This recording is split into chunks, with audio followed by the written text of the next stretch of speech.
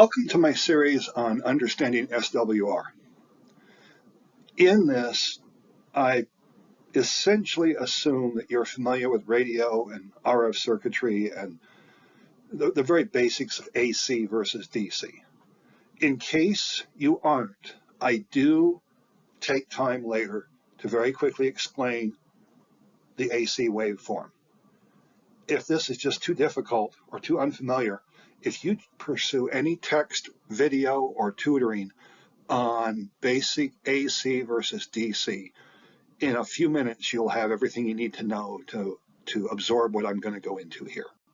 If you've been around radio a little while, you've got your ham license, or you're in land mobile radio, you're going to do really good with this because it's not going to get that deep.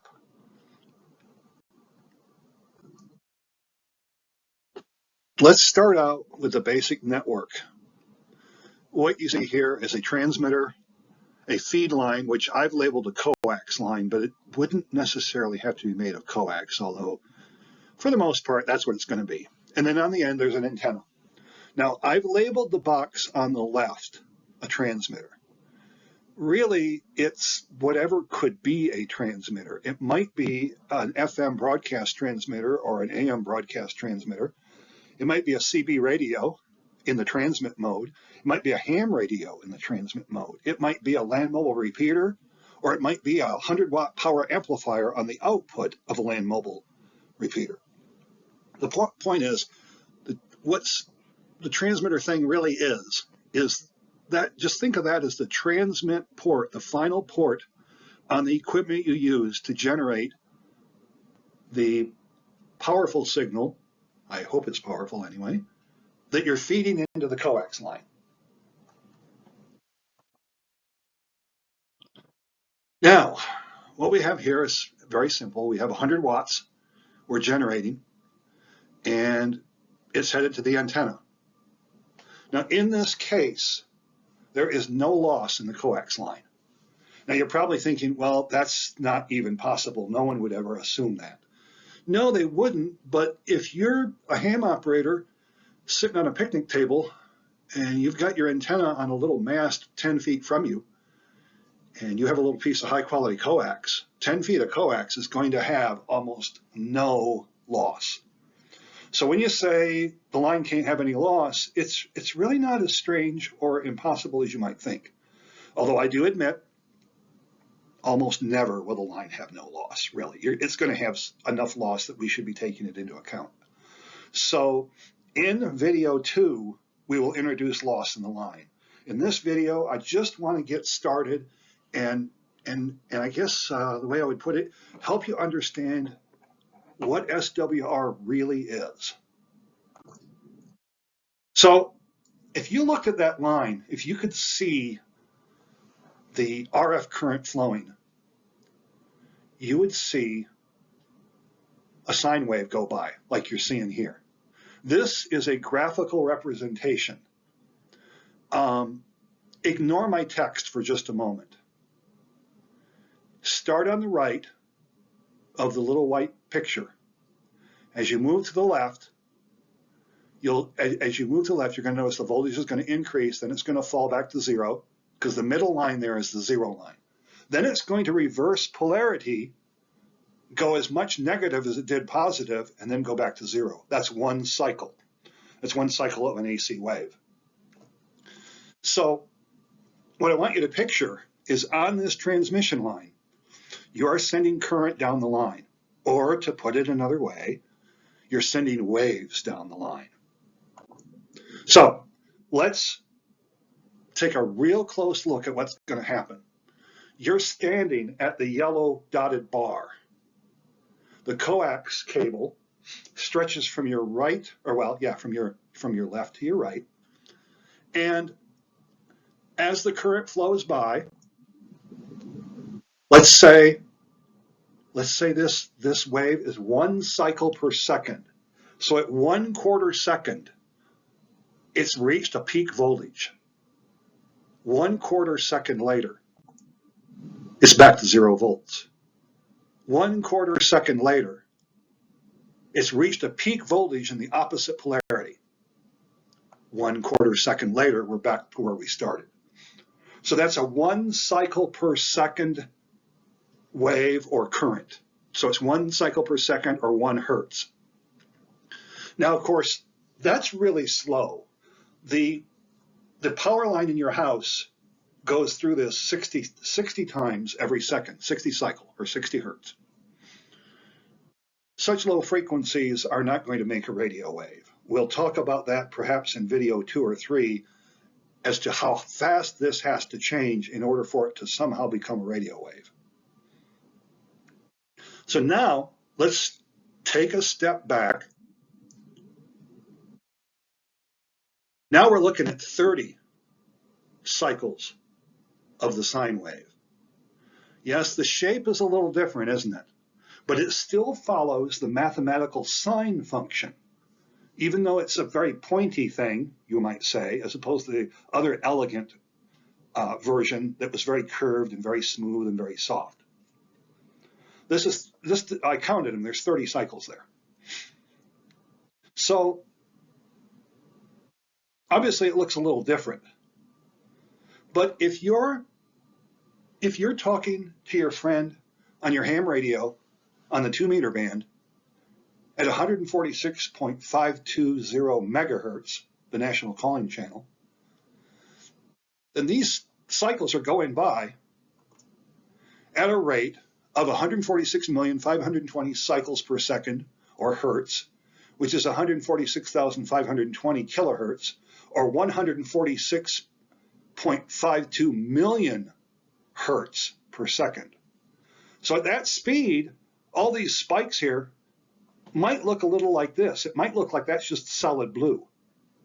Well, it is solid blue because I'm not that good of an artist.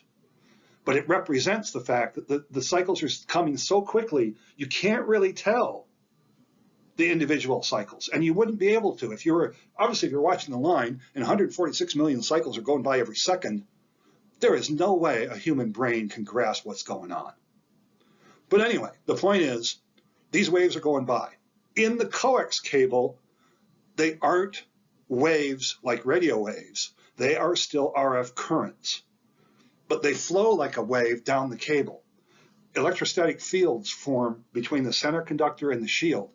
So you can still say there's waves in the cable, but primarily the power is being transmitted or transported as a function of the current and those fields that are forming inside there.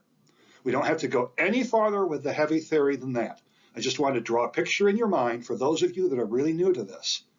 How many cycles of this current are going by? We're talking millions or hundreds of millions, depending on what channel, so to speak, you're on. Okay, now we've just started something. Now, suddenly our antenna isn't the perfect antenna it used to be. So we have 11.11 watts of power bouncing back down from the antenna, coming back to our transmitter. Now there's a reason I chose 11.11 watts. The truth is, believe it or not, it makes the math that's about to start a lot easier. That power level can be anywhere from 0 watts to 100. You don't want it to be high, but it might be high. The basic formula to calculate SWR is what I have up here. I'm not going to give you a reference to it because it's in every radio book published since, I think, the late 1890s. It is a reliable formula.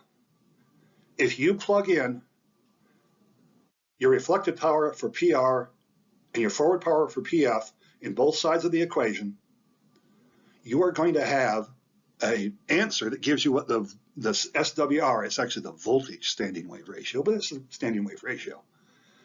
But I have a real problem with this formula, and I learned this formula 49 years ago at the age of 15. My problem with this formula is it doesn't form in your mind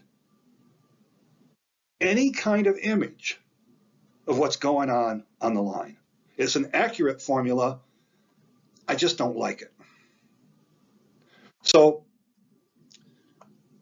let's take a look at this. If we go back to where I had no reflected power, and I plug those numbers in. 0 divided by 100 is a 0. The square root of 0 is 0. So I have 1 plus 0 and 1 minus 0. So now my SWR is 1 to 1. Some of us would just say our SWR is 1, but most of us say it's 1 to 1. We compare it to unity. Now, just to show you how versatile this formula is, what if all my power was reflected? If I had no antenna, I didn't even have a coax on my radio. I keyed it, and all the power ended up coming back into my radio. Well, at that point, 100 divided by 100 is 1. The square root of 100, or the square root of 1 is 1. So now I've got 1 plus 1 for 2 and 1 minus 1 for 0. You can't divide by 0. That's a mathematical, don't do that. Your math teacher freaks out and, hits you with a ruler. Well, I guess they don't hit kids anymore, but they still did when I was in elementary school. Obviously, if you're dividing by 0, something bad is happening. But I wanted to show you that even though divide by 0 is impossible, the formula really does work. What if you had 100 watts forward and almost 100 reflected? In other words, you had 100 forward, but you had 99 reflected. Well, in the yellow brackets, you see I take 99 divided by 100, and it turns out that it's 0.99. The square root of 0.99 is 0.994987. So now I have 1 plus 0.994987, and I have down below I have 1 minus that. That gives me the math of 1.994987 divided by 0.005013. That's an SWR of 398 to 1. Clearly, that last watt takes us from an SWR of 398 to 1 to infinity to 1. I just wanted to show you this. I promise you I will never make you look at or do this formula. And rest assured, while it's a great formula and it can teach, if you're going to go to university and earn your engineering degree, you're going to learn this formula and you're going to learn what it means. But those of us in land mobile radio as a technician or even an engineer, a field engineer, or a ham radio operator, we really don't have to deal with this. It's probably good that we know about the formula, but I think you know as well as I do, we're never going to use it. All right, so now we're back to this. What would the math look like here with that formula? I'm going to throw this at you. And over here on the left, I'm just showing you each step I took so that you're sure that my math is correct. I came up with a VSWR and SWR of 1.99992. Now, depending on what text you read and what calculator was used, many times they will tell you that the SWR is 2 to 1 or 2. My calculator, when I do a square root, it truncates the end of the number after I think the 5th digit. So I don't get exact numbers, even with my calculator. But I wanted to show you this. This is what the formula says we should have. So later on, I will bring you back to this VSWR down in the lower left-hand corner of 1.99992. So you don't have to remember it because I'm going to bring it back a little later. When I show you how I would calculate an SWR, I can show you that my answer is the same as the book formula. So we're just going to, I don't mean to be snotty, repetitive, or disrespectful, but we're going to not ever use, I'm never going to use this again. I guess I'll teach it. That's the only time I'll ever use it. So let's go back to this again. Now, before we get into any math, I'm going to give you a little reminder. In this case, we have a forward power signal going to the right on the top. The reflected power is shown on the bottom. It's going to the left. So they're actually traveling. We would call them traveling waves. One's going one direction, is going the other. That's not a big deal right now. We're going to come back to this. I'm going to show you some fun, cool graphics I made up. Well, I didn't make up, I created. And you're just now starting to see what a standing wave ratio is. You don't know that yet, but you're getting really close. So I want to calculate an SWR. I don't want to use that formula. And all I right now know is the power level on the coax cable. But VSWR means voltage standing wave ratio. If we could maybe determine the voltages on the line, would it be possible to figure out what the SWR is without that formula? Well, in order to even find out if we can do that, we've got to figure out what the voltages are. Fortunately, Ohm's law, named for the man that came up with it, takes on many forms. One of the forms is this. If I were to multiply power times resistance and take the square root, I'll know what the voltage is. Well, first of all, what's our resistance? We know the power. Where do we get the resistance? For the purposes of what we're doing here, we're going to assume that our 50 ohm coax cable is a real 50 ohm resistance. And the antenna is a 50 ohm resistance. There's no inductive capacitance, there's no capacitive reactance, there's no reactance at all. It's a purely resistive circuit. Now you know and I know that it's not, but we can get away with this assumption for now. So with that thought in mind, if we do the math, we find out that the forward power is a voltage of 70.71. That's volts, of course. Reflected power is 23.569 volts. Now, the first thing you're going to notice is you're going to say, Mark, the reflected power is like 1/10 of the forward power. Why is the reflected voltage so high? I'll make another video someday, or maybe you'll read a book that explains to you that there is a weird relationship between power and voltage, or power and current. When voltage or current increase, power increases as a result at a much greater rate. That's beyond the scope of what we're talking about today.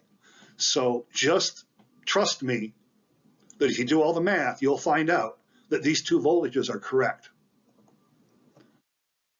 So again, yes, 10 times the power, 3 times the voltage. It's not a big deal. Well, it is kind of interesting though, but it's not going to stop us from figuring out what's happening here. So now let's go back to our little diagram. We have 100 forward, 11 reflected. We have no loss in the line. So now we know what voltages we have.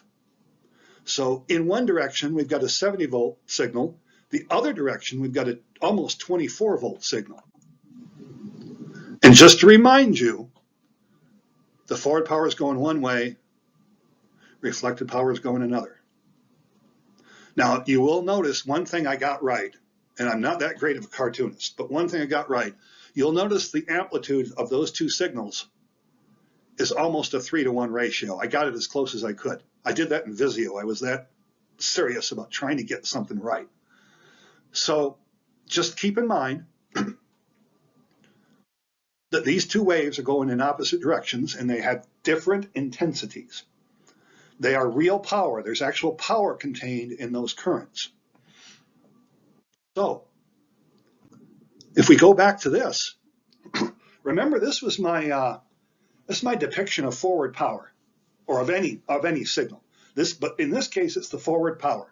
So we've got this envelope, and we're going to assume that the peak level of that solid blue envelope is our 70.71 volts of our 100 watts going toward the antenna.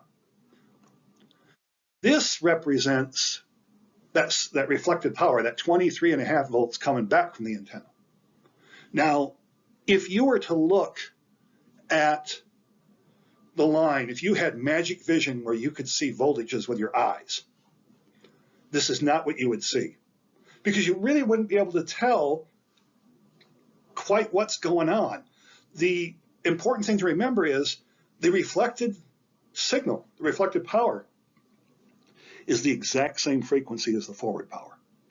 So you can't tell them apart because they're the same. They're different intensities, different power levels, but they're the same wave or waveform.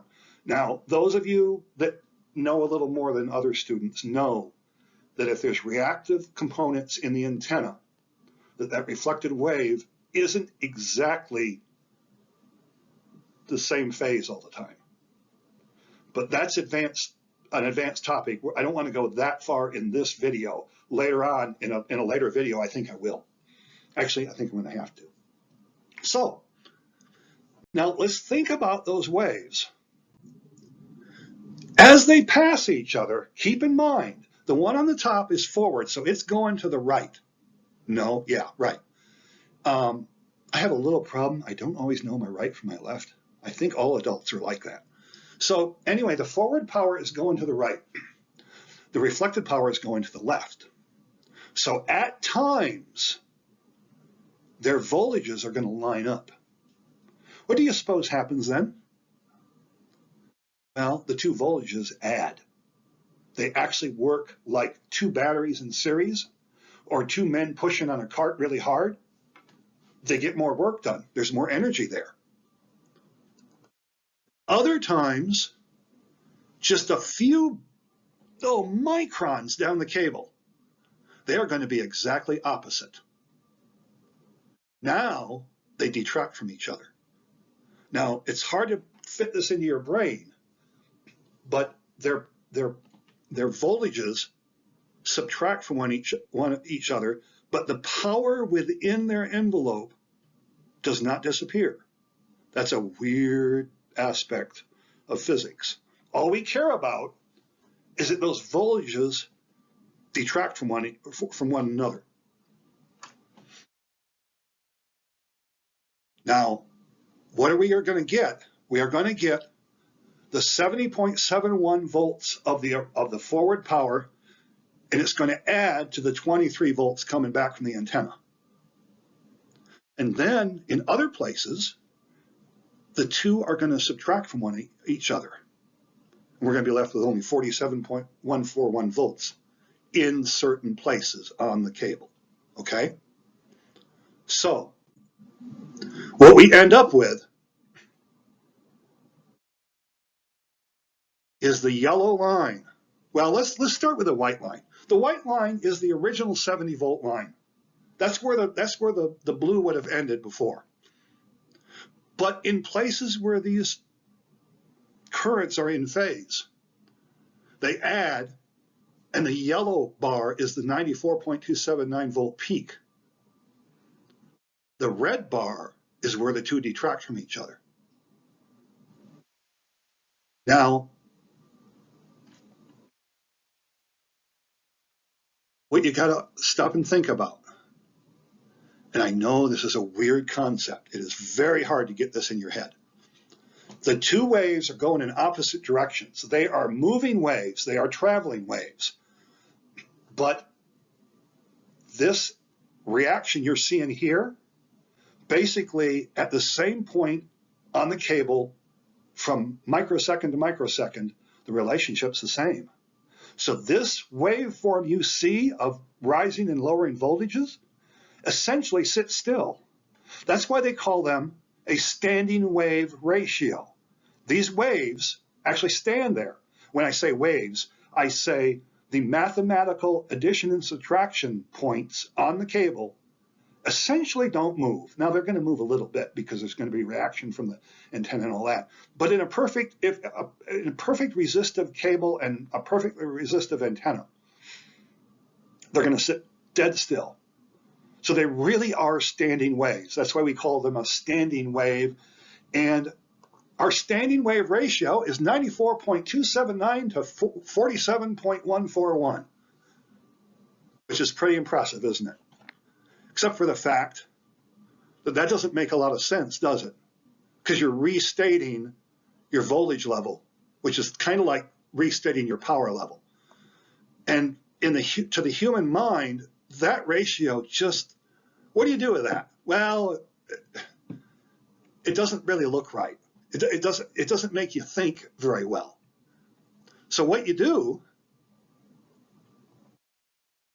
is you express it as a ratio. You take the 94.279 to 47.141, you set it up as a fraction. And then from high school algebra class, or maybe it was arithmetic, if you divide the lower number by itself, you get a 1. If you divide the upper number by the lower number, you get a ratio. So our SWR is 1.99999363361 over 1, or 1.999936361 to 1. Now, as I promised you before, what did the official book formula tell us we should get? Well, it disagrees by 0.001%, it looks like, or would that be 0.01%? And as I told you before, every time I use my calculator, it's dropping digits. In the real world, these two numbers would be the same. I'm convinced that the calculator, when I ran it, it got even more offended when it did the book formula, because there were 2 radical signs in every formula, where in the way I did it with my way of doing it, I only had 1 radical. So I actually think my number is a little more accurate. And if you consult any textbook on the matter, 11.11% reflected, which is what we have, is a 2-to-1 SWR. Obviously, we're not very far from that. So we can settle on the idea that this is accurate. So the point of this video, since we're really done right now, the point of this video is to show you the relationships. When you're talking about a standing wave ratio, this is what you're talking about. Now, if my reflected power was very, very low, the difference between the red line and the yellow line wouldn't be very great. And this is where we say if there's no reflected power, even though there's no voltage coming back, because these 2 humps and valleys, if that's what you want to call them, they would shrink down to where they wouldn't even exist. We just say that the peak and the valley are both at the same, so that's a 1-to-1. There's not really any reflected power, and there isn't any peak or valley if there's no reflected power, none at all. There is no peak and there is no valley. But we just say, well, if the peak and the valleys were there, they'd be the same value as the original because there's no reflected power. It's kind of a kooky way to look at it, but we all know a 1-to-1 SWR is perfection. Now, one more thing. You will hear people talk about a 1.1-to-1 SWR. A 1.1-to-1 SWR is not the same as a 1-to-1. For 1.1-to-1 SWR, you've got just a teeny tiny amount of reflected power. So what you're striving for is a 1-to-1, not a 1.1-to-1. In any event, I'm going to get into that a little more in the next video, talking about the exact SWR numbers. So this video has gone on long enough. I think it's time to stop it. I wanted to mention a couple of things. You must have questions. I would think the first question would be, can a transmission line really be lossless, as depicted here? And yes, it can, but let's be practical. It's not very often that the line loss is exactly nothing. It's going to be something. If the line has loss, does it change any of this? Well, it doesn't change the math, except it adds a couple of more steps. But I wanted to show you this before I take you any farther, so I'm not throwing a bunch of crap at y'all at once, okay? Does power really flow back to the transmitter? Yes, it does. And I'm going to go into that a lot more in the next video, where we really talk about what happens. Now, in the land mobile industry, we often design the network so that all reflected power makes it to the transmitter and stays in the transmitter. And I'm going to show you how we do that. And I'll explain to you why. And then I'll explain to you what happens to that power. And then we'll talk about, well, what about my ham radio that doesn't have that? Does it reflect some of the power back down the line? I'm going to answer that question too. You might be wondering how your SWR meter works. How does the SWR meter come up with all this? Does it do all that math from the book formula? Does it do my math? Well, really, it pretty much does my math, which is another reason why I wanted to do this video in the way I did. So we're going to talk about how your SWR meter works. I'm going to show you mine. I'm going to show you the guts of mine, explain to you the internal circuit, how the whole thing works. Now, how accurate is your SWR meter? Mine claims a 5% accuracy. I don't know if that's true or not. I do know that in my own tests, I can tell it is way more accurate than my eyeball can tell based on the needle movement. It is more accurate than my eye. Yours probably is too. Can you calibrate your SWR meter yourself? You know what? You can. And we'll talk about that too. You actually can calibrate it. It's easier if you're calibrating an SWR meter for the amateur bands or commercial bands below 50 megahertz than above 50 megahertz, but you can still do it even up above 50 megahertz. I'll talk about that. I'll show you how to do it. I don't use SWR in my work. I'm in land mobile radio. And I worked for a senior engineer that made it clear to me when he hired me, he had better never hear SWR come out of my mouth. I was never to mention SWR to a customer because he considered it unprofessional and inaccurate. Now, that sounds arrogant and it sounds insulting. It sounds a little condescending. At least it did to me because I didn't like what I was hearing. As I worked for the gentleman for 5 years, I understood what he really meant. And I also understood that he wasn't really arrogant. He was trying to teach me. I will teach you what he taught me in the next presentation. I hope this has been worth your time. Please watch it a few times. You can consult, oh goodness, the ARL handbook, the ARL antenna book, numerous books like Bill Orr's radio handbook that's out of print but is wonderful. If you want to read more about this before the next video, but I'm going to try to build on what we just did. Thank you for watching, and I hope this was worth your time.